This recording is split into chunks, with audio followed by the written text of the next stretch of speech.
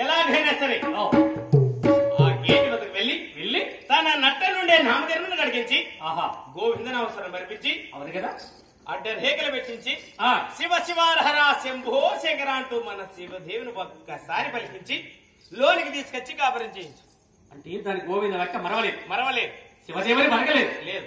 అందుకని గేటు వద్ద పెట్టించారు భార్య. అవును, నీవేనా దాని వద్దకెళ్ళి దాని వెట్ల తిరిగి ఇలాగైనా గోవింద లెక్క మరిగించి శివుని మరిగించి లోని తీసుకొచ్చి కాపురం చేపిమంటావు. తీసుకుని వస్తా మరి గోవింద వాక్యం మరిపిస్తా శివుని పలికిస్తా లోని తీసుకొని వచ్చి కాబోయే చేపిస్తా. అలాగే వెళ్ళినా మరి కోడలా చిన్న కోడలా నా ముందు కోడలా ఏడో కోడలా ఎక్కడున్నావే రావణి